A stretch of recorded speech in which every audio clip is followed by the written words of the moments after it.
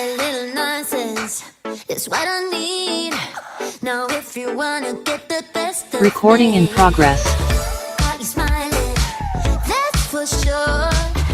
Funny how you had the best of love.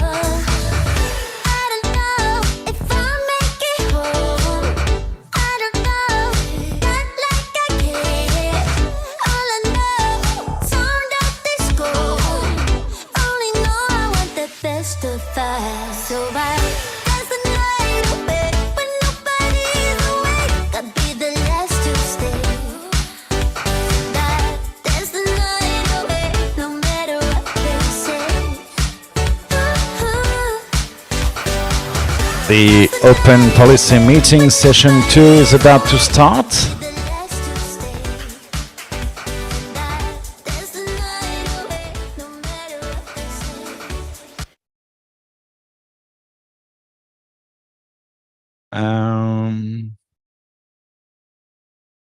If there are people outside the room, please step in. No? Maybe we get the doors closed. Okay. Good morning again, everyone. Shayla will start with the agenda for the second session.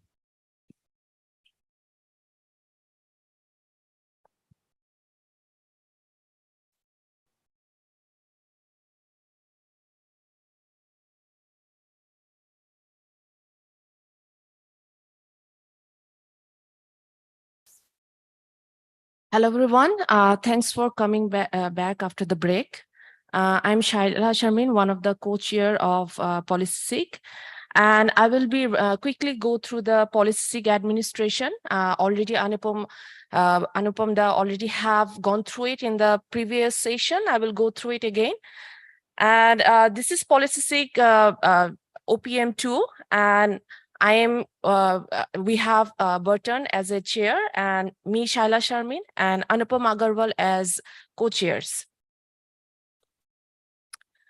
PolicySeek Charter. What is PolicySeek Charter? The PolicySeek Charter is to develop the policies which is related to the management and to use the internet number resources within the Asia Pacific region. So in the policy, we are going to discuss the resource allocation, the recovery, the transfer, and for the resource registration within the WHIS and reverse DNS, RPK, and some other related topics that we are going to come here and talk about it, discuss about it, and we are going to make policies about it. And these are some of the proposals that we have discussed in our earlier OPMs. This is a Prop 141, change maximum delegation size of IPv4 addresses from /23 to /23 plus /24 addresses. So that proposal was version 4 was presented as an informational at APNIC 53, but it did not reach to the consensus at APNIC 52. So the status is withdrawn right now. And Prop 149, that is change of maximum delegation for less than /21 total IPv4 holdings. That is also in withdrawn status, and there is no consensus call at APNIC 55. This is the agenda for OPM1, and currently we are running OPM2, and this is our current agenda. And in the current agenda, you can see like I'm going through SIG administration, and we will be discussing about 4 proposals in this session.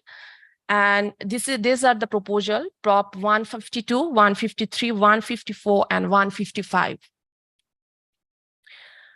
And we actually organized a policy proposal webinar, and it held in 25th August 2023. There were like actually 19 members, 19 participants, including the chairs and the participants and the staff, APNIC staff. So the authors, most of the authors were present, and they actually shared, actually that was the readout. They read out the proposal for the community, And the community members and the staff, they have cleared some of the queries and some of the clarification, they got some clarification.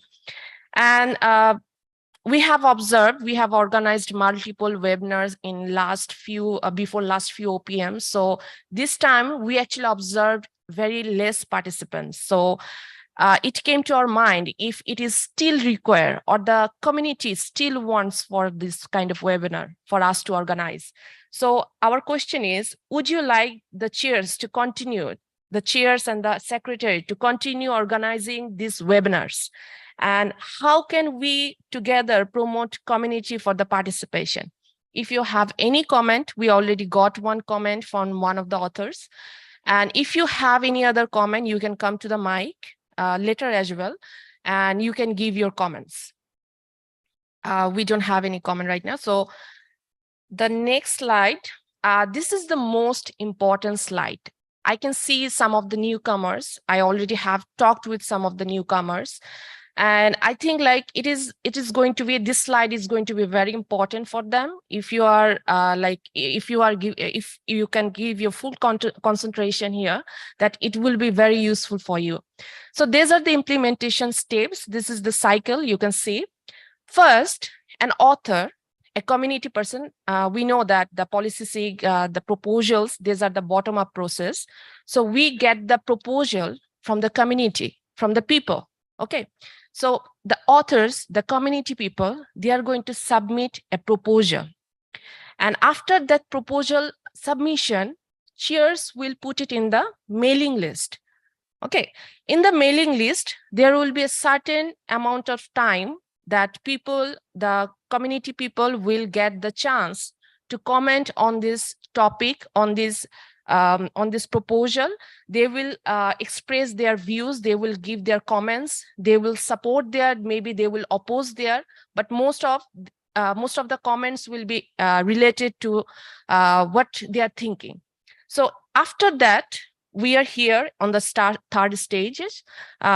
We will go through the consensus at policy SIG. So we are at the third stage, like what we are going to do. And next, you can see there is a consensus at member meeting. Okay, it will happen later. There will be another consensus at member meeting.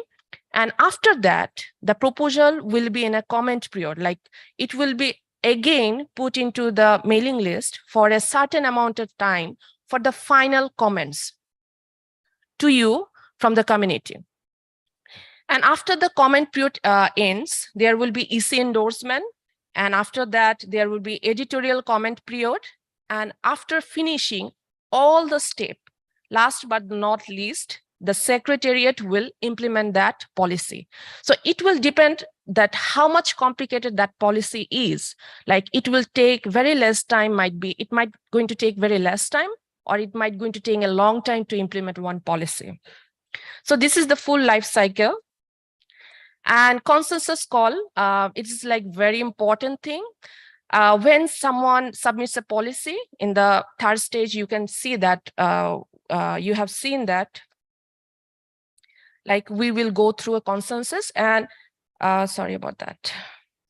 Okay, consensus, what is consensus? It's a general agreement. Let me remind you again, it's not voting.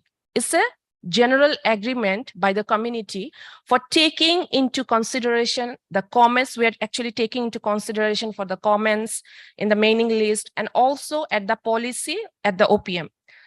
And in that mailing list and in the OPM as well, you can have, you can express your view, you can give major objection, minor objection. What is major objection? If you think like it's going to break something, or if you feel like, okay, there is going to be some problems, that might going to be some problem.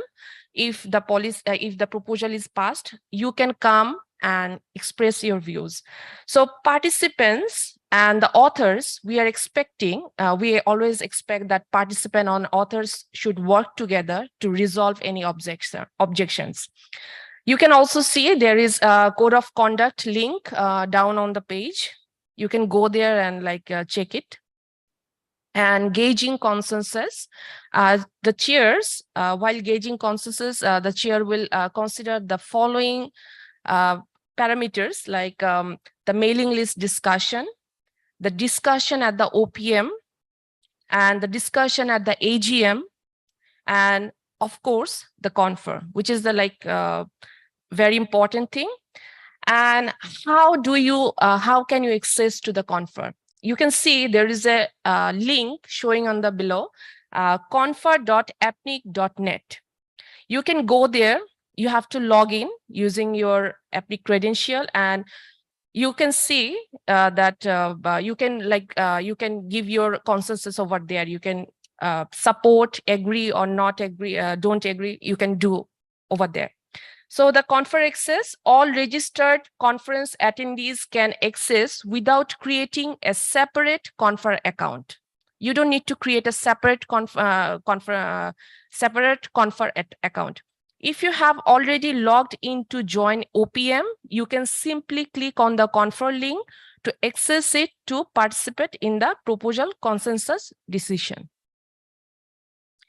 And these are the reference, like if you are still not subscribed to the mailing list, you can go there, and there are also SIG guidelines, and there is APNIC policy development process. All the links are there. That is it. Over to you, Barton.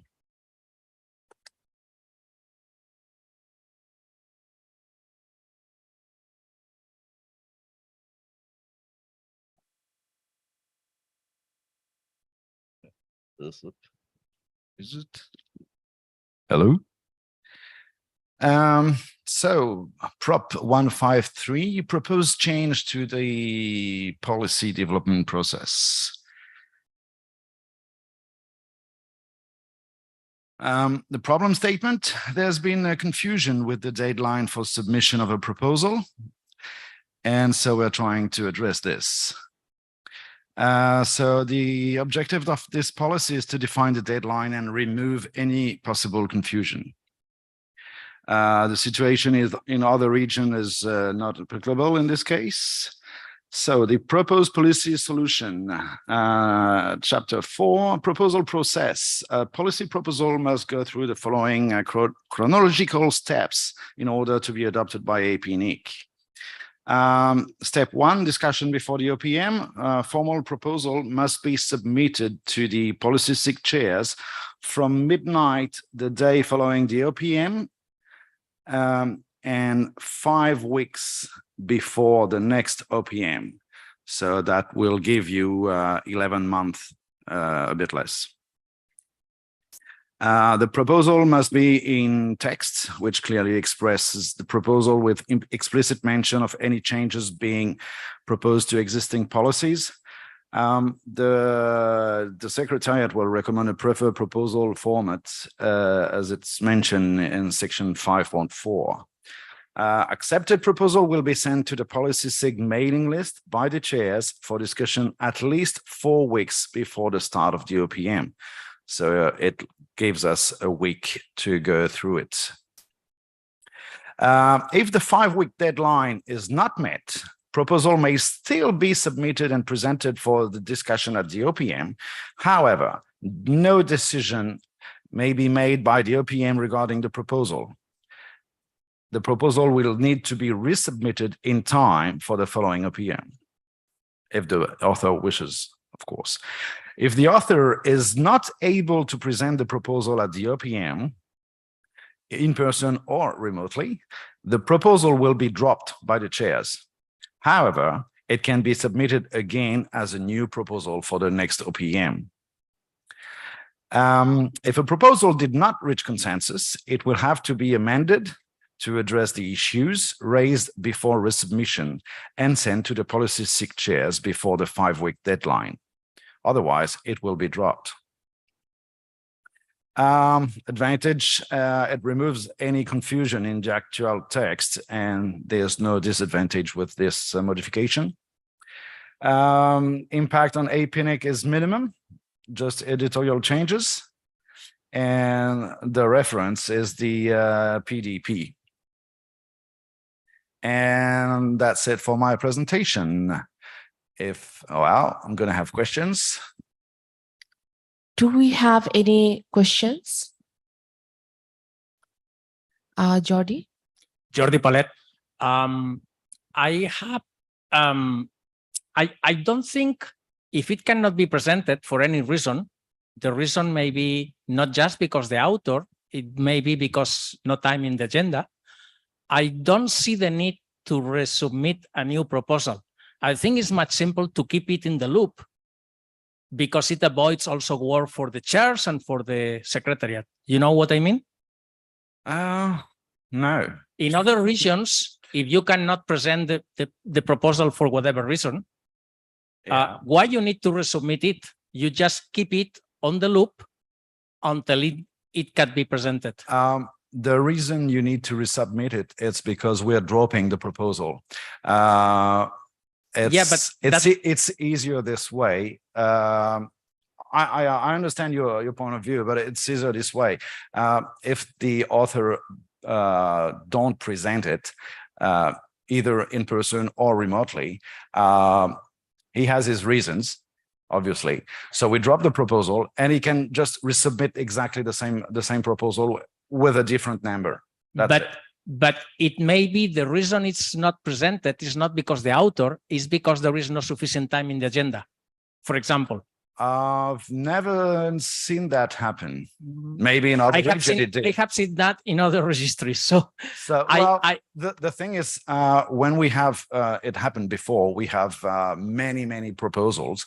Sometimes we just add an extra session for the OPM, and it can be done. It's been done before. So now we never drop a proposal because there's no time in the agenda.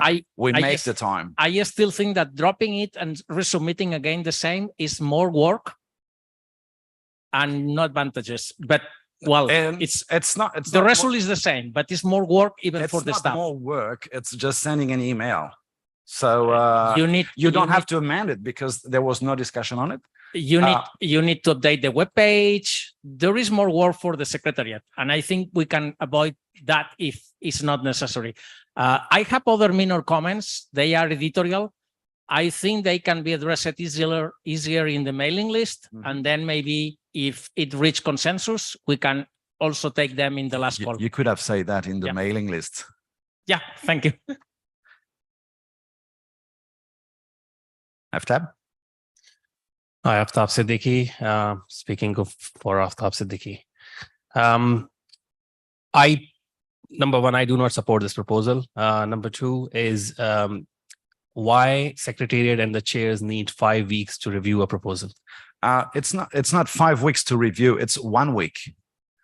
The slide is not here. It was 4 weeks. It's always 4 weeks.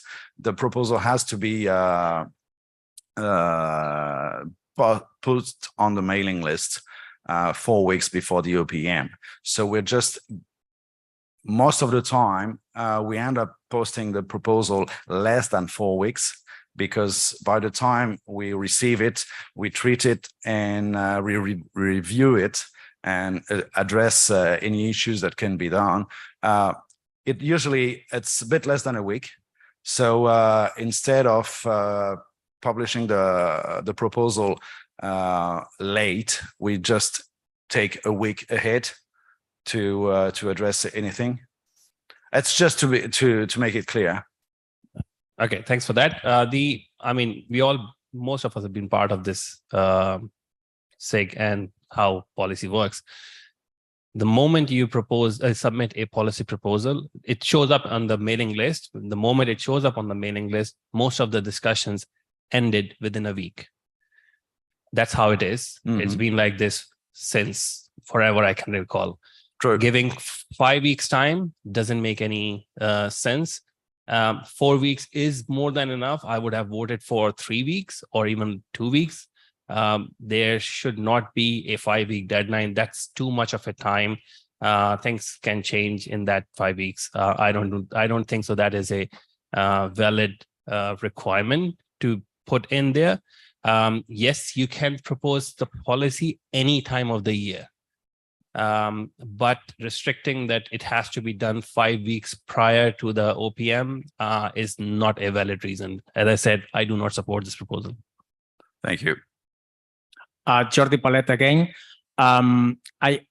After reminded me a point I think is very, very important. And in fact, some years ago, I proposed a PDP change that was trying also to change part of this. And the point is that 4 weeks in advance to the meeting is too much, especially because, as Aftab mentioned, most of the discussions finish in a couple of days.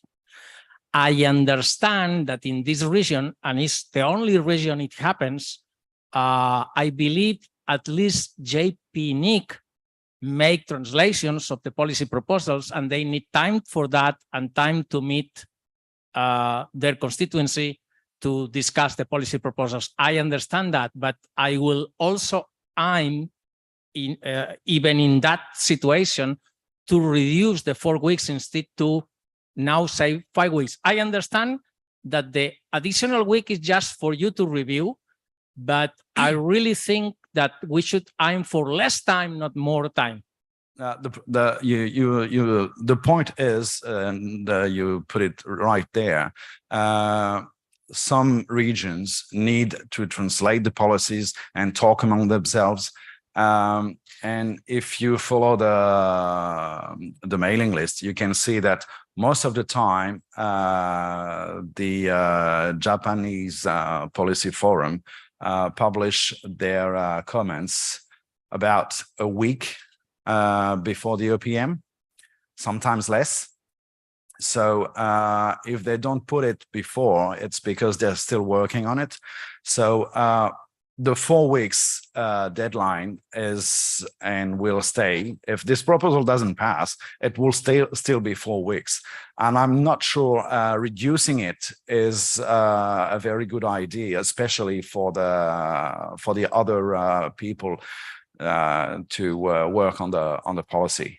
I understand that, but we also need to understand that the language, the original language of the policies is English, and I am not sure, because I have not been able to read natively the translations, they are good enough. I say it because in APNIC, we also translate the proposals from Spanish to Portuguese and to English, or vice versa, depending on the language it has been submitted, but the original text always is valid, the Spanish one. And I have seen situations where the translation is misleading, and that's a problem. So I understand the need for translating internally to address their constituency and facilitate the participation, but sometimes I feel this is against the proposals, not in favor of them.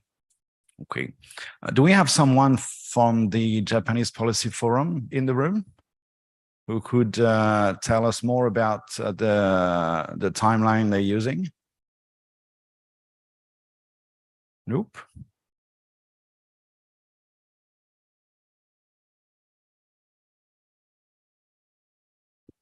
My name is Akira from JPOPS steering team, and we don't have a specific timeline in this case. After we find the proposal on the mailing list or web, we just scheduling the meeting in Japan, Okay. when we are available. And then after that, as in a few days, after a few days of the meeting, we will send to the APNIC mailing list. And usually, how long between when the proposal is posted on the mailing list and your meeting? How long? Yeah, how the week after, 2 weeks after, 2 days? How long do you require to start your meeting after the proposal has been passed? We guess in advance that the proposal will be available on some day, Mm-hmm. and we set in a meeting Okay. So after it's, that. so if you had a week less, say instead of 4 weeks for the proposal to be posted, you had only 3. Would that be enough again for you?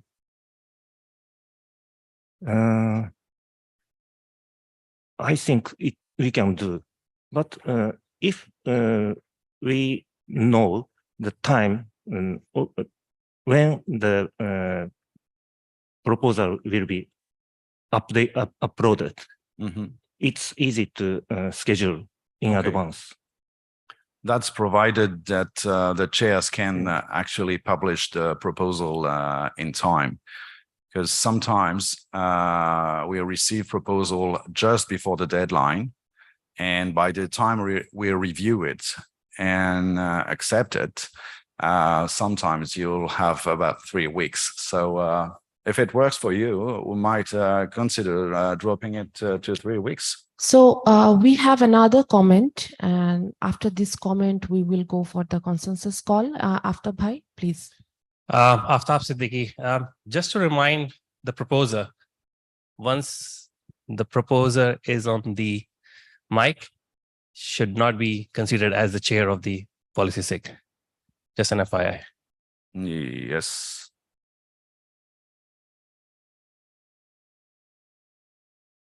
Why would you say that? That is correct, Aftab. That is being considered.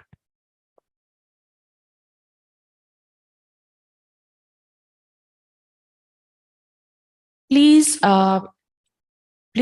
keep your confer ready, and the URL is confer.apnic.net, and you can log in over there. And if you already have logged in into the website, you will directly be you can go there. And I hope everyone is ready. This policy proposal has been discussed on the APNIC policy SIG mailing list and at this today's OPM. And I will now make a consensus call. You will be given an opportunity now to indicate whether you strongly support this proposal or support this proposal, neutral, oppose or strongly oppose. You will given an opportunity. If you indicate that you strongly oppose or oppose this proposal, you will have to explain why you're opposing. So if you strongly support this proposal, please put your hand up. If you support this proposal, please put your hand up. If you are neutral about this proposal, please put your hand up. If you oppose to this proposal, please put your hand up. If you strongly oppose to this proposal, please put your hand up. Okay, I will discuss with my co-chair and come back.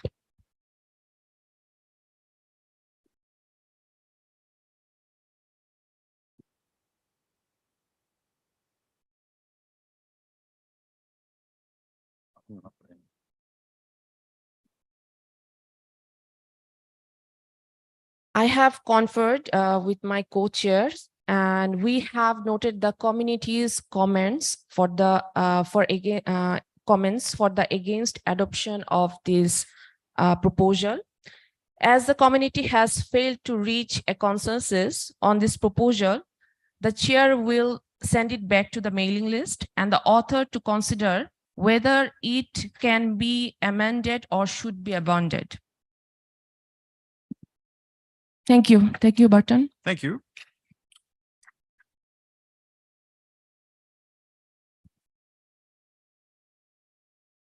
Over to you.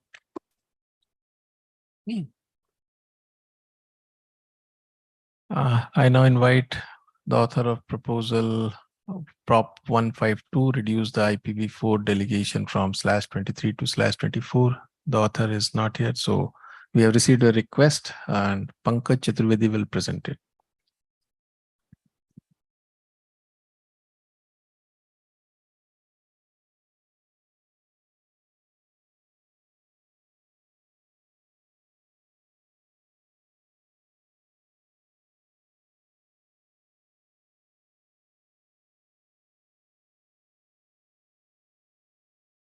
Good afternoon. Rajesh could not be here, so he has authorized me to present this prop on his behalf. This proposal is, as we all know, that the IPv4 resources are depleting, and we understand that we hardly have 0.3% of the IP space left within the APNIC resources. So in order for us to support these startups and the new organizations who require the assignments of IPv4 so that they can at least start their network, start their services, and also start offering their services using the IPv6 assignments, we propose that the assignments be restricted from /23 to /24. In this, what we see is that this current assignments, whatever the IP addresses are left, this would be over by the end of 2024. That's what our understanding is, and the way the IPs are being assigned. And we will not be having any of the resources left for the new startups or the new organizations. So that's the thought process behind this process, which we have mentioned in this current proposal. And what we have also said is that the current IPv4 resources, which have been already allocated to the existing organizations, they will not be assigned any new IPv4 resources from the registry, RIR or the NIR. There is no similar policy in any of the RIR regions as of now. And this is a fresh proposals from which we have proposed in the APNIC. And we, as I said, that the only policy change which we have requested is that the assignment be restricted to /24, as well as we have also requested that waiting list for the new requesters be there, so that as and when the new resources are available with APNIC, RIR or the NIR, they may be issued as per the policies, prevailing policies of this. So this is the proposal. So this, as I said, that this proposal has been submitted to support the new organizations who are for the startups in various economies in the APNIC region. And we don't foresee any disadvantages if any existing resources, as existing organization having the resources, they intend to have more IPv4 resources. The transfer policy of APNIC is already in place, and they can buy from the market. That's all from my side. Thank you, Pankaj. Any questions, comments? Gaurav Kansal is speaking in behalf of myself. At the time of last /8 policy 103, at the time of discussion, we saw that there was huge unrest in the community, and that leads to everyone was rushing for getting as many IPs they can with APNIC. And in that specific year, I think we APNIC allocate, I think 4 times the IP addresses. Usually they used to locate in those years. So this policy may potentially do the same unrest in the community. I think yesterday also we see in the APNIC product and some services session that with the current pace, allocation pace, and with the current available space with with APNIC, the IPv4 segments can last for up to August 2027. So my point is, we are talking about from last 10 years that IP4 is dying. So let IP4 die, no more further policies, and let the situation will remain the same. Because if this current policy it will take at least 3 to 4 months to get it implemented, even if it get approved by the community. So maybe we may see that everyone is rushing to APNIC, and we may last only for 3-4 months. So for the current reasons, I am personally not in favor of this policy. Thank you, Gaurav. Any other comments? Hello, everyone. This is Jiang Teng from APNIC. I get some feedback from our members. I would like to share their points here.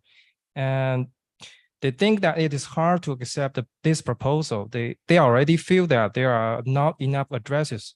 And if we reduce the number of addresses, the business activities of the members will be greatly restricted. And also they think that it is not unfair for the later comers. Thank you.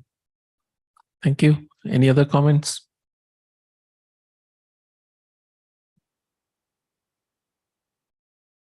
I am Parhar, speaking on behalf of ISPI.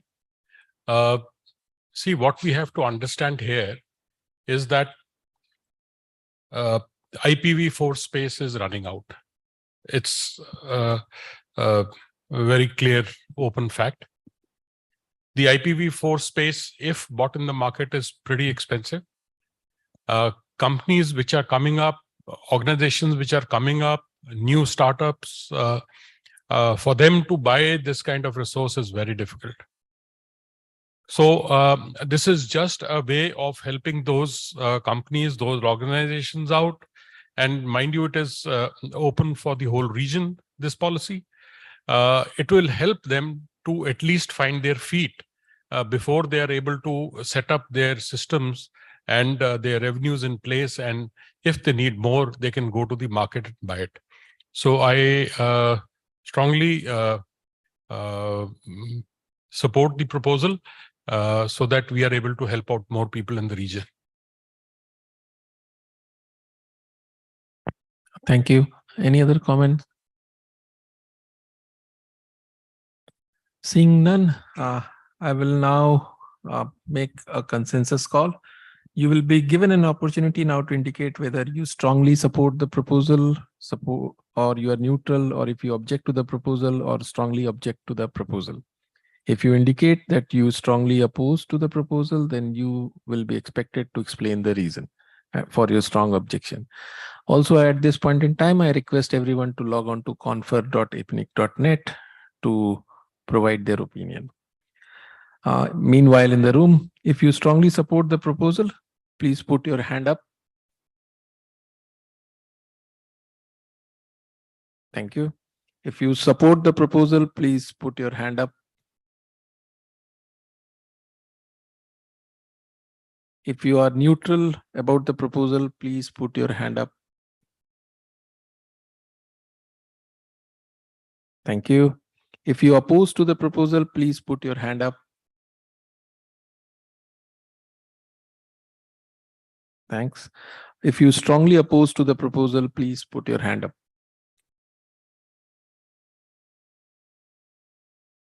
Thank you. I will confer with my co-chairs and will come back shortly.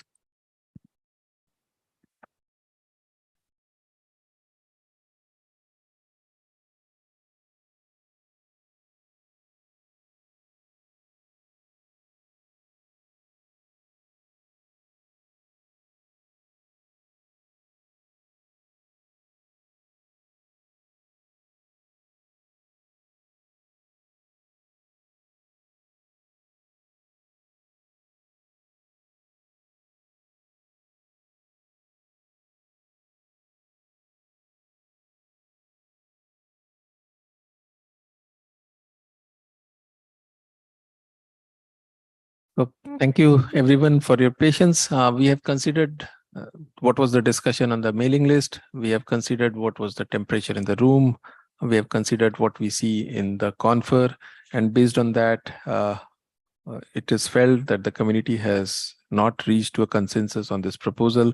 The chairs will send it back to the mailing list, and the author is requested to consider it either to amend or it can be abandoned. Thank you.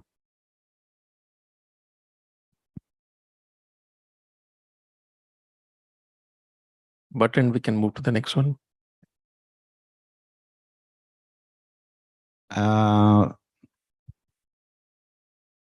Sorry. Next, we have Prop 154, resizing of IPv4 assignment for the IXPs. Tab, please.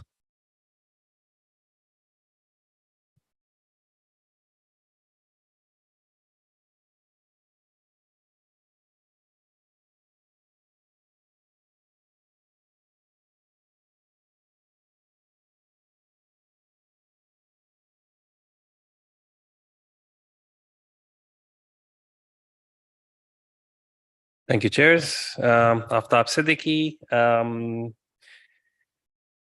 Prop 154, this is the second version of this proposal. Unfortunately, my co-author, Simon Baroi, couldn't make it. Otherwise, he would have presented this here. So on his behalf, I am presenting and happy to answer any question if you have. Problem statement, it's a long line. If you're interested to read over there, but I can explain in as much as possible. What happens today is if you are setting up an IXP, or if you are an IXP and setting up a new node in another city or in another province or somewhere in the country, you still have to apply for a /24. That's the minimum you can get today. And the understanding is, and anyone who's running an IXP, that the IXP peering LAN should not be advertised on the global routing table. And what happens is that /24 will be used internally. It doesn't see the day of light of the global routing table, and it will be, of course, used. And if the network is small, the peering is small, it is very, very underutilized. So that's the situation currently, which we are calling as a problem. This is the data we have gathered from the peering DB. I hope you all know peering DB. And if you do not have a peering DB account, and if you do not have your network registered on the peering DB, please do so. I do not work for peering DB. It's a community-driven initiative, but this is an amazing thing. Please do so. If you look at the APEC region from the peering DB, you can see the number of some IXs and the number of peers they have registered on peering DB. Because it's a voluntary-based database, so this is just an indication. Most likely, some peers numbers are low. So we can just use it as an indication. This is not the whole truth, unfortunately. But we have to look at another number, and this is the correct number. This is the ASN delegation, which is published by APNIC every day. So if you look at this, there are a number of economies in our region. It's a big region. We have 56 economies, if I'm not mistaken. And out of those, many of them do not have more than 100 ASN delegated to them. So if I assume that an economy set up an IX in one major city and all of their delegated ASNs peer with the IX fabric, they still be underutilizing the /24 they have got on the IPv4 side. And if, let's say, the content providers from the global content provider, all of them join their fabric, it will still be not more than half of the IPv4 addresses they will be using. So you can see there are a lot of economies. The whole country does not even have enough delegated ASN to use the /24. And again, looking at the peering DB, these are the number of IXPs created in the peering DB. If you can have a look, this is the global data, by the way. I had to remove 2010 from this data because that's when peering DB started. And 2010 had, I mean, it could have skewed the whole result because around 180 IXPs was registered in 2010. So I removed the 2010 data just to make sure that the other data is visible. You can see every year you do see a couple of IXPs popping up in the peering DB database. For the peering DB, for the IXP peering DB is really very important to understand how networks are peering. From that data, if you pick up the APAC, you can see in Australia, India, Indonesia, Thailand, and Bangladesh, there are number of IXPs.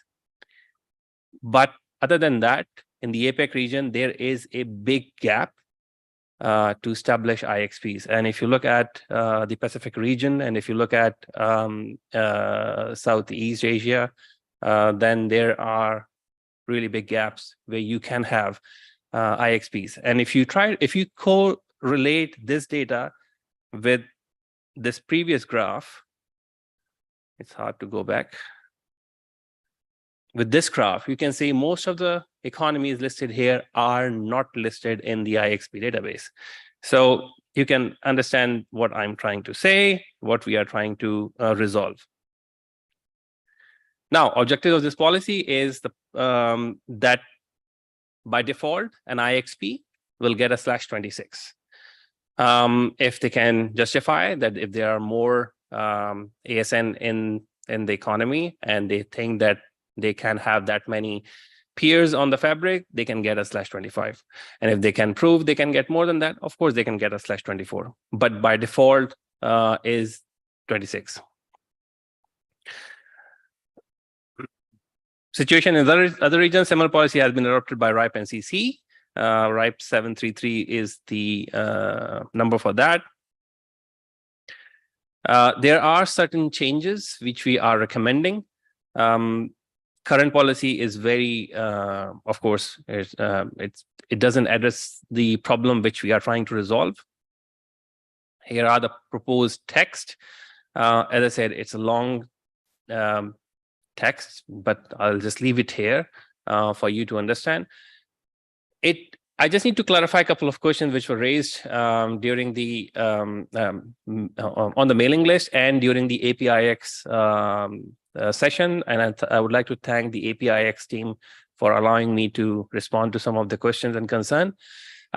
This does not apply to any big IXP operator. So we are not saying that, oh, return your you return your IPv4 addresses. That doesn't say anything like that. And it's not restricting anyone from getting a /24. It is just paving a way for those who does not need a /24 to get a smaller block, and assuming, because we cannot enforce that, assuming that APNIC EC will consider the change in fees for a small allocation sizes for a /26 and /25, because right now it doesn't matter if you get a /24 or a /25 or /26, you still have to pay for minimum of IPv4 /24 or IPv6 /48. So it does not give you any incentives from the fee side. So we hope the authors believe and hope that APNIC EC will reconsider that once this proposal is approved. So it does not restrict you from getting a /24. In fact, it gives you an opportunity that right now the maximum you can get a /23.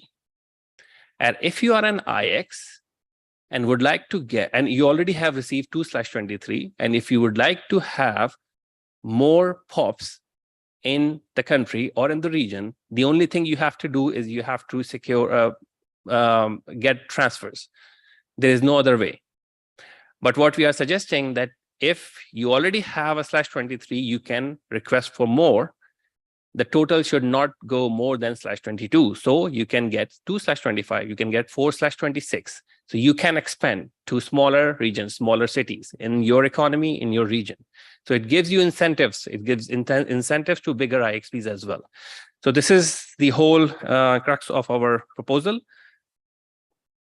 If you have any questions, the one concern raised was the global reachability of these smaller blocks, /26 and /25s. What we have suggested on the mailing list, and I'm saying it again, peering LAN should not be on the global routing table. That's it. So I don't see any further justification for that. Disadvantages and advantages we do have mentioned. Yes, there's some additional work for the APNIC Secretariat. Yes, there will be some additional work for APNIC EC to consider. Yes, there will be some additional work how this will be delegated, how it will be reserved. We are also suggesting, we cannot enforce, we are suggesting to reserve a /20 for allocation from this block. That is all. If you have any question and concern, I would really like to answer them. Any question or comment? Yes, please. Hello, I'm Babir from Summit Communication, Bangladesh. I am currently running our gateway operation network, which is consist of gateway and ISP sections, and also the IX sections. So I am just asking that you are asking to raise the allocation of the IP assignment to a network, and this network will not be in the global routing table. So I'm not just asking that because I'm not think that it will be more easier for us, all of us, if we consider to find any alternative solution for without raising the IP address assignment to the IXPs, because we are all are running out of the IPv4, and I think we need IPs more than to access the internet rather than to use the IX. And currently, I am running an IX network, and I have shifted from public IP to the reserved or the private block, and I have having no issues. And because my gateway network and other networks needs a lot of IPs, the public IPs to reach the internet. So that's my opinion. Just to clarify, this is only for internet exchange points peering LAN. So I don't think that it will impact anyone running the normal internet services, providing internet services or the gateway services. So it does not apply to them. So it is only for the internet exchange points and their peering LAN. So I think that addresses your concern. Yes, but the thing is, this IP will be not present in the global routing table, right? Yes, it will not. So I think it's a waste. Well, We are running out of IPv4. I do not agree with this statement, because you still need to connect to the IX, and that has to be on the global routing, global IPv4 address. Yes, that's why I'm asking to find an alternative solution. Nobody's going to accept a /26 to advertise it on the routing table. So saying anything is not going to help at all. Saiji. I have to Seiji Kamara. I've been doing peering for more than 20 years. The spirit of this proposal, I get. And if you asked me like 10 years ago, I may have said, hey, this might help. Right now, I don't really feel as confident in saying that this might help. And a couple of things that I do want to highlight, and not to like rebut your claims or anything. The data that you were showing, I think it's important to look at this kind of data. I also want to highlight that it is becoming more common to connect to internet exchanges using just more than one IP. And this is for reliability reasons. This is because an IX is in multiple locations, and the way that the AS routes, it has, they want 2 IP addresses. So that is becoming more common. So if you just look at the number of ASNs and think that's the number of IP space needed, well, I think you might be underestimating from that perspective. Also, some of the big exchanges that you showed on the table, I know, because and the reason why I said I've been doing this for 2 years is that a lot of them had only like 5 or 6 participants when they started, and they have grown to 500 participants. And every time the community has been doing this renumbering dance. And, have we gotten better at renumbering? Not really so. So there is a technical, and there are, of course, cases where like this renumbering likely won't happen. But, when I look at your table, it's like, is this really worth changing the policy and having the community be aware that there will be /26 internet exchanges who may need to upgrade to a /24 or whatever? I'm not so confident that this is a big impact. And I think many people have mentioned that I would rather spend the time focusing on how we can do more IPv6 peering. But not strongly against, but I would say that this policy is in spirit. It sounds like it makes sense, but in practice, would I really want to do it? I'm not so sure. Yeah, my comments. Thanks. We'll go with the online comments now. Got a few hands up on the Zoom.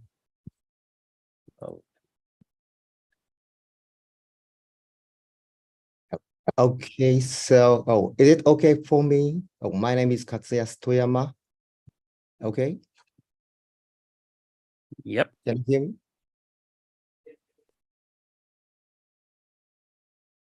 Yeah, we can Hello. hear you. Go ahead. Okay, thank you. Okay, my name is Katsuya Toyama, and JPNAP, and also a chair of APNIC.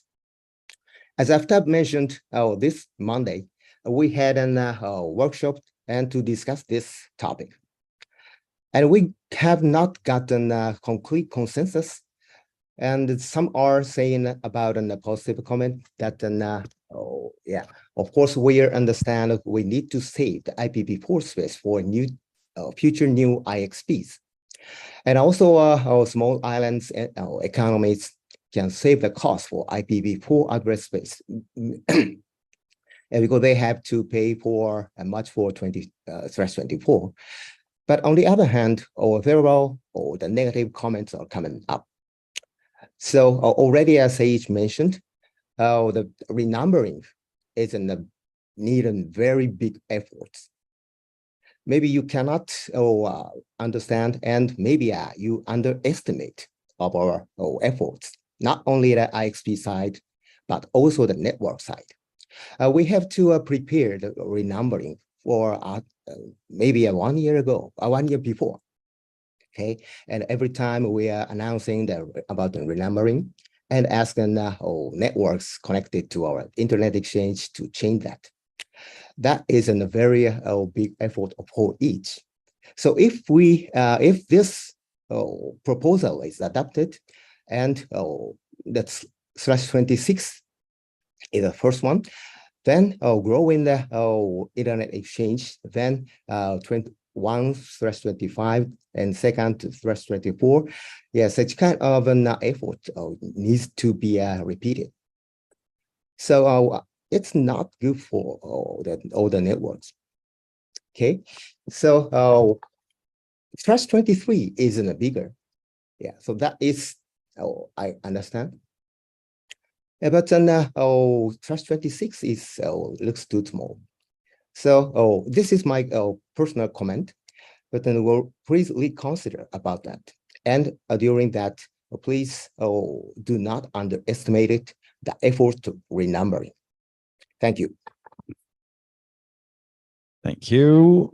Aftab, you have a comment on? I mean, there was no question in that. So, but I would say, okay, right, I just want to show this list. There are more than 20 economies, which can, if even doubled in next 5 years, can still accommodate a /20 /60 /26 64 IPs with that. Thank you. Job.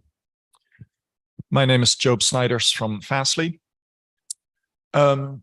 I think this proposal is very reasonable because it addresses a very fundamental desire that I think exists in this community and also other communities around the globe, that it is beneficial for there to be more internet exchanges rather than less internet exchanges. And given that IPv4 space is finite, it makes sense to consider how many internet exchanges can we fit in the remaining address space, and giving internet exchanges a /22 when they obviously do not need a /22 potentially takes away from other communities and other internet exchange initiatives that could exist. In one of the slides, you showed very clearly that there's internet exchanges of all sizes, from like 300 participants down to a handful of participants. Each of these internet exchanges has value to that local community, but they are sized differently. So assigning each and every internet exchange initiative the same amount of space, regardless of the plans, regardless of future opportunity on how many members might connect, doesn't strike me as logical. I think it is very intuitive to assess this problem similar to how ISPs have gotten IP space over the years, where you demonstrate to the RER, these are my plans, this many customers I expect in the next few years. And based on that, you get a block that is sized appropriately for the request. And doing the same with internet exchange points, I think is a reasonable approach. The proposal might benefit from further study and projected timelines on when exactly it becomes impossible to start new internet exchanges because we ran out of space, and then compare that to the current assignment strategy of handing out 1,000 IP addresses to each and every internet exchange. Because that might help the people considering the policy proposal to see that there potentially is a deadline in the future after which it becomes incredibly hard to start new internet exchange initiatives. And then my final remark is, I think the majority of internet exchanges on this planet will fit inside a /24. So that means that a /22 is very, very generous if we look at the average size of internet exchanges around the planet. And I totally agree that renumbering is hard, but is the benefit of not having to renumber outweighing the benefit of the potential for many new internet exchanges in the region an appropriate balance? And I'm personally inclined to more lean towards right-sizing the peering land prefix for internet exchanges rather than one size fits all for internet exchanges, as is the current approach. So with all this in mind, I think this proposal is on the right track and would benefit the community at large. Thank you. Thank you, Job. You raised a good point about running out of IPv4 totally. So as we have seen that we don't have many v4 addresses, and we will be running out in next 4 years, depending upon how long you can stretch that thing. Setting up an IXP takes a lot of time.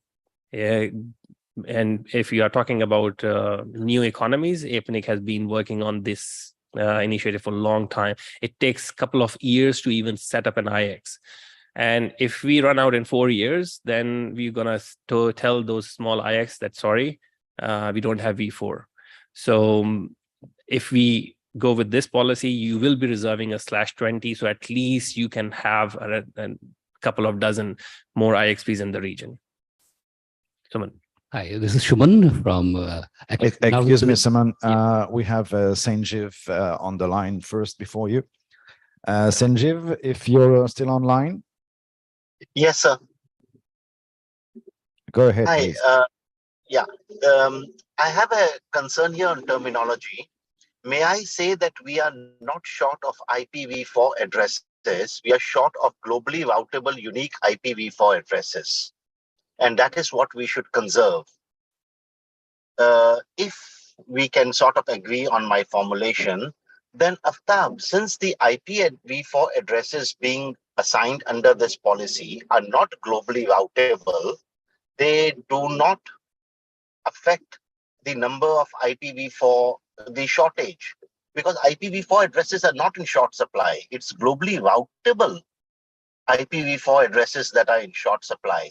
And you are assigning a /26 or a /25 or a /18, whatever, would not be globally routable. So if this policy was to say that no assignments to IXS for peering LAN shall be made from APNIC, please use the shared CGNAT space. Solve both problems. We have an infinite number of new IXs that can join, and we do not eat into our globally routable IPv4 addresses anyway. We kill two birds with one stone, and that solves all our problems. Because I think the confusion occurs because we keep saying that IPv4 addresses are in short supply, but it's only globally routable IP addresses. You want me to respond? Why are they eating from the globally routable pool? Whether they're eating at 26 or at 24 is a separate issue. But since they're not they should not be eating from this pool at all. I'm not aware of any technical problems which say that appearing LAN has to be routable or cannot be on a worst case scenario 192.168 address. This doesn't impact, your proposal doesn't impact. You are restricting something that you're banning anyway. Thank you. Just need to clarify. I mean, yes, that address shouldn't be routable, but yeah, it shouldn't be routable, but it should be unique. You cannot have a private RFC 1918 or even the one for CGNet, which is 100.64/12, if I'm not mistaken. For the peering LAN, it has to be a unique address because you never know what is running on the peers network as well. So it has to be unique. Yes, it shouldn't be routable, but again, it has to be unique. And the only way you can have a unique address is if you take it from the global routable space. So just need to clarify on that one. So, but yeah, that's my only clarification. Thank you.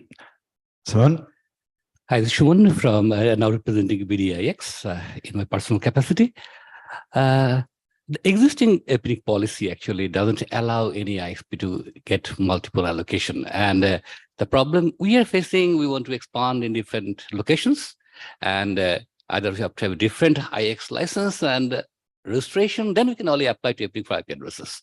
So it is a major problem probably in many countries where, and we can see the IX are growing everywhere. So we need to address that. And to address that, probably this is the best solution, but we can debate on the /26 or /24. And I was hearing a challenge that if you don't want to do a reverse DNS, then if you get a /26, how can I do it?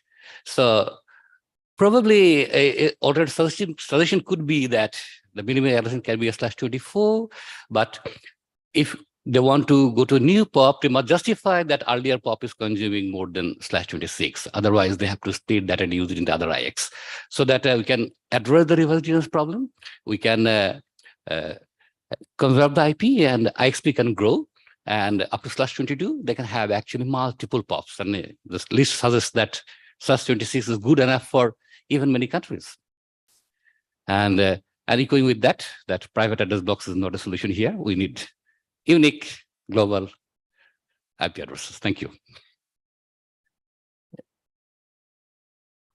Job Snyders from Fastly. I would like to respond to the gentleman who contributed remotely. There are several technical problems related to the use of private IP space for interdomain internet exchange peering LANs. For example, reverse DNS is not available for private space, and this makes debugging much harder. In addition to what the proposer mentioned, we don't know which networks use what private IP space internally. But another problem is the lack of RPKI services for private space. And a peering LAN prefix specifically is the type of prefix for which you want to create a ROA to avoid more specific routes of that prefix to ever exist in the routing tables, for instance, if that happens by accident. So as a matter of policy, for instance, my company would not connect to an internet exchange that uses private space because of these operational and technical issues. And I think I heard something about reverse DNS. A /26 arranging reverse DNS for that, there's no technical problem. So we should really focus on right sizing rather than other aspects. Thank you. Thank you. We've got a comment on the Zoom chat. Global reachability of IX addresses. When an IX address sits between two peers with a different MTU support, if the addresses are not routable, a PMTUD black hole occurs. I do not understand the question. I'm afraid I do not understand. If the person can put it on the mailing list, I can happily look into this. Yeah, so John, if you're listening to us, maybe take the mic remotely or put it on the mailing list. Vivek? Yeah, so there was a comment I heard on Zoom. Vivek. There was a comment on Zoom about cost saving if they take a smaller block like a 26. So just want to clarify the base fee to get IPs is 1,180, which is the fee for a /24. So even if you take a smaller size like a 2526, you pay the fee for a /24. And that is what is mentioned, and that's what I mentioned, that we cannot change the fees. We can only request the EC to review the fees on the basis of the allocation size. Yes. Which is any fee discussion is out of the scope of the policy. So, yep, I already clarified. Yep. So I'm just bringing it up because I think there was assumption that there will be cost saving. Now, hopefully, yes, once EC consider that, but you can only have the discussion once the policy, once the proposal becomes a policy. Then EC can consider. Without the proposal being the policy, EC cannot review this fee restructuring. If there are not no one online and no more comments or questions, we will go for the consensus call. So this policy has been discussed on the mailing list, and the PDP requires the community to reach consensus or a general agreement before it can proceed with. So confer, you deal with confer? Make sure you're, if you're using Confer, to open confer.apnic.net. So I will now make the consensus call. You'll be given an opportunity to indicate whether you strongly support, are neutral, oppose, or strongly oppose this proposal. If you strongly oppose this proposal, you will have to justify your strong objection. So if you strongly support this proposal, please raise your hand.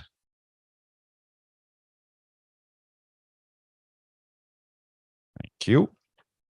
If you support this proposal, please raise your hand.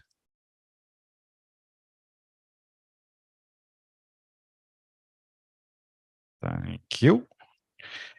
If you are neutral with this proposal, please raise your hand. Okay, thanks. If you oppose this proposal, please raise your hand.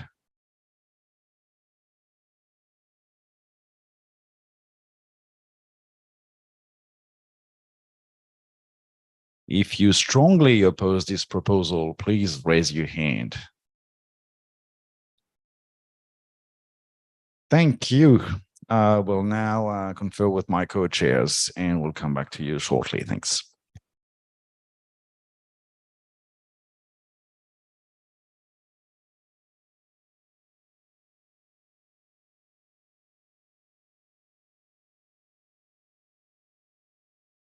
By the fees, Jalen.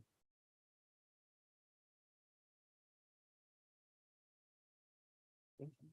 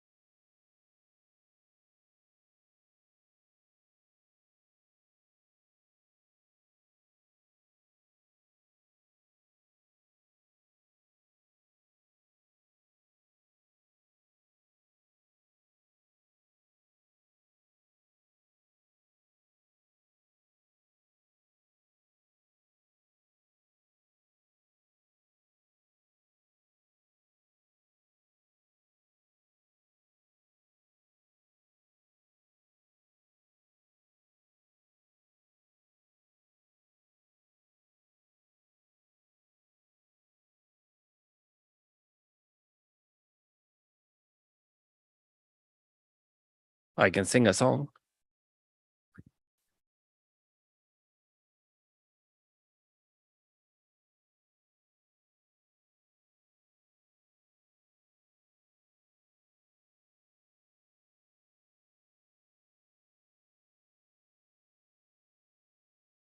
We've reached an agreement between ourselves. So as the community has failed to reach consensus on this proposal, we will send it back to the mailing list, and the author should consider whether it can be amended or abandoned.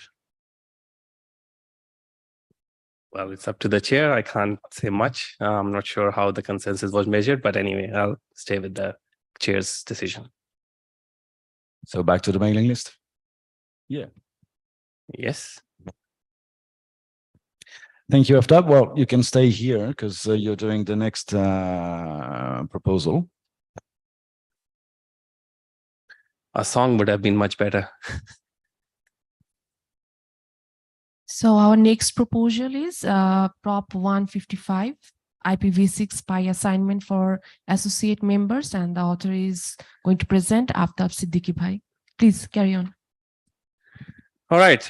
Thank you again. Me again, without any song. So I'll go ahead with it. It's a lot of text. I'm learning from Jordi. So yeah, because it's a bigger problem, but I'm going to explain it in as briefly as possible.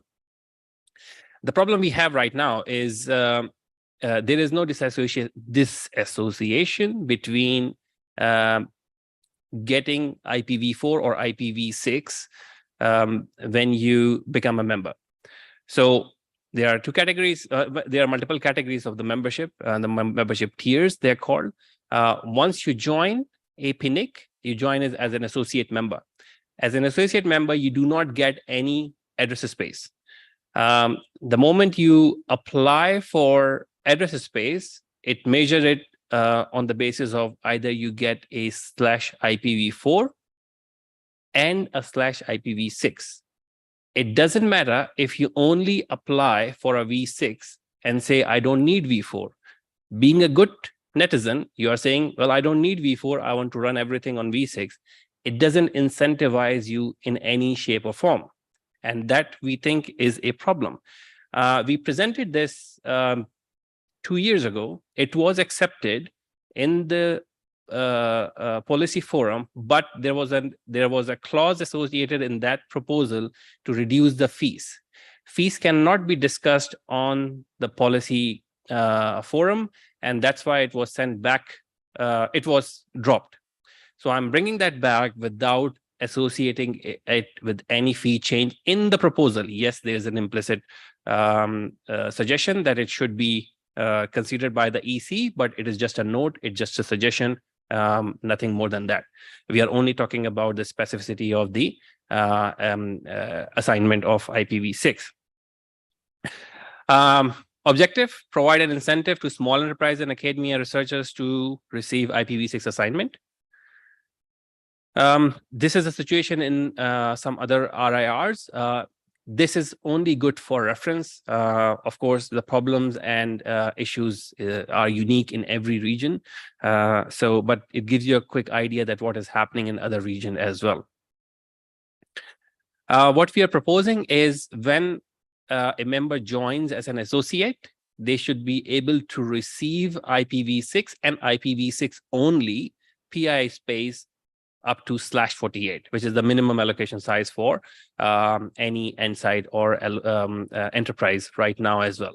So this is all we are suggesting. All the proposed policy solutions are here to address the content of the existing policies. So you can read them in detail, but this is the crux of the proposal, that any associate member can request a /48 IPv6 address space without getting into a very small category of getting into the very small tier space, which yields minimum of 1,180 Australian dollar fees. So, but as I said again, and want to reiterate that this policy does not address and cannot address any policy change, fees change. So eligibility will be as minimum as possible, like the way you can be for the associate member. You can join as associate member as long as you can justify that, can provide certain justifications, which APNIC has for multiple economies, depending upon which economy you are in. For example, I myself is a member, but the only way I could get both V6 and V4, I could have lived with only V6, but when you apply for V6, you can assume that V4 is for free. A /23 of V4 is for free only if you want a V6. So it does not incentivize saying, oh, I only need V6. Doesn't matter if you have V4 or not, I don't need it. So this doesn't make any difference to anyone. What we are also suggesting that APNIC, which they usually do, if you get a resource from APNIC, they will check periodically if they are using it or not. And it happened to me. I know they do, because when I got my resources, my router wasn't ready at that time, and then I got busy. I did not advertise my resources for a month, and I got a notification for APNIC that why you're not using your resources, even though you said you will. So yes, they do check it today. And we are suggesting to do the same thing for the V6. If you're not using that space, then you can return it. That is all what we are suggesting. These are the changes we are proposing in multiple APNIC number documents to allow associate member to request IPv6 address space. Of course, for any PI assignment, you cannot do sub-allocations with that. Sub-assignments, it's for your own use. This is membership tier, and the fee structure is for FYI only. This does not change anything. The proposal cannot change anything. The one thing I would like to mention that we are suggesting that this should be non-transferable, because of course, if you are using it for your own infrastructure or use, there is no need to transfer it. If somebody else wants to get V6 address, they can get it their own. There's no shortage of V6. We do not assume that there will be any impact on the current resource holders. We do not assume there will be any impact on the Secretariat, because they will be reviewing the eligibility as they are doing it today. So there is no difference in that. That's all from my end. Happy to answer any questions, concerns they have.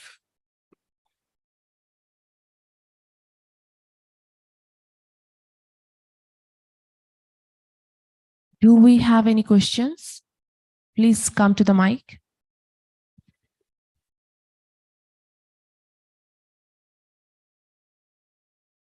I don't see any question in Zoom either.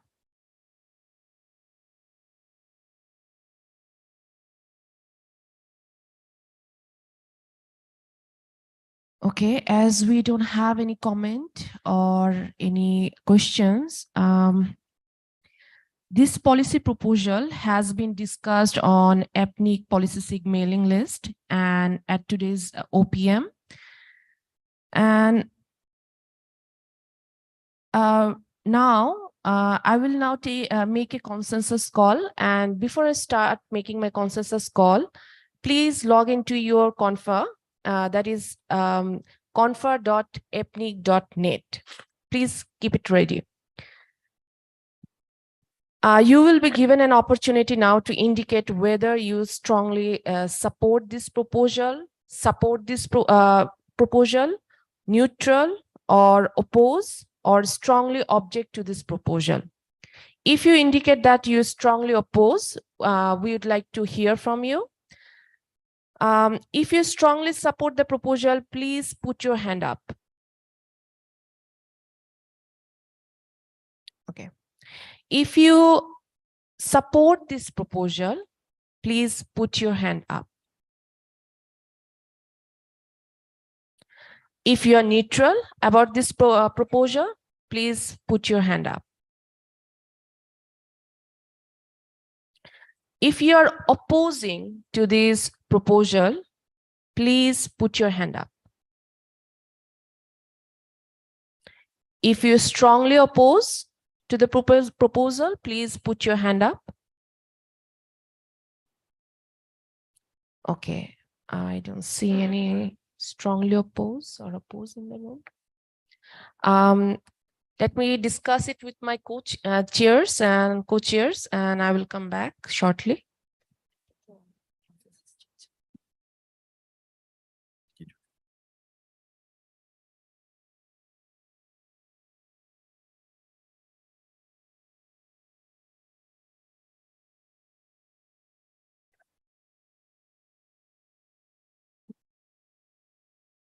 So I have discussed with my co-chairs, and we have noted that our consideration for this input, we believe that the community has reached a consensus on this proposal.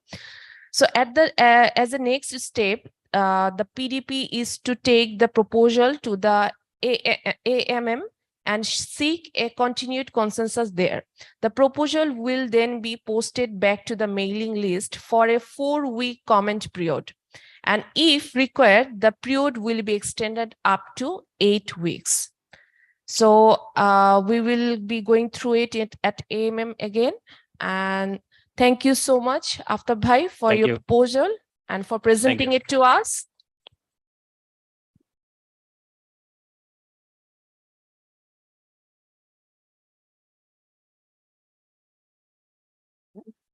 And that concludes the Open Policy Meeting Session 2. Thank you all for participating. And it's just about lunchtime, I guess. Thanks a lot, and I'll see you in the next session. The best of me. Got you smiling, that's for sure. Funny how